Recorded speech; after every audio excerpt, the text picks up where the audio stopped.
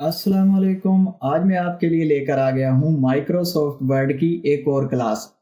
और आज हम देखेंगे कि हम अपने टेबल के कंटेंट्स को किस तरह सॉर्ट कर सकते हैं।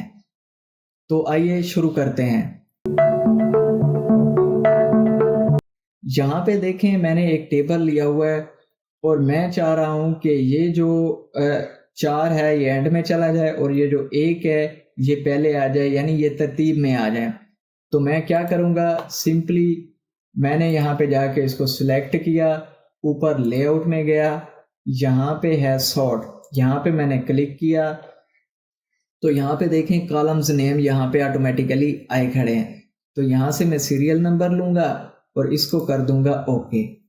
तो ये देखें ये सॉर्ट आउट हो गया।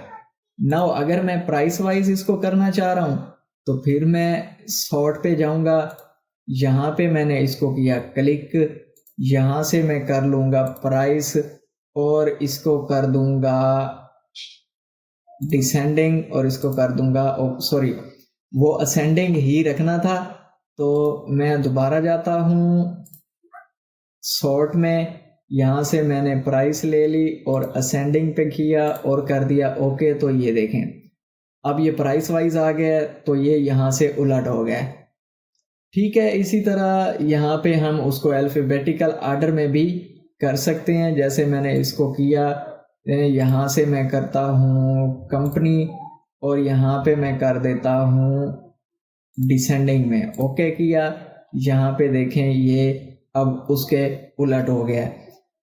तो इस तरह आप यहाँ पे जाके टेबल्स को सॉर्ट आउट करके मैनेज कर रहे होते हैं। ये आपके लिए बाज़ दफ़ा काफ़ी मुफीद भी होता है कि आप चाह रहे हैं कि लोअर प्राइस वाली चीज़ पहले है और इस तरह जैसे प्राइस बढ़ती जाए तो वो नीचे होती जाए।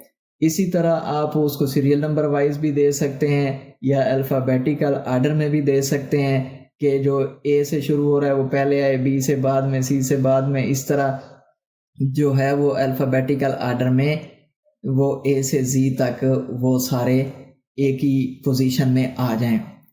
तो ये था सॉर्टिंग का तरीका कि टेबल को हमने किस तरह सॉर्ट करना है। आई होप कि आपको ये अच्छे से समझ आ गया होगा।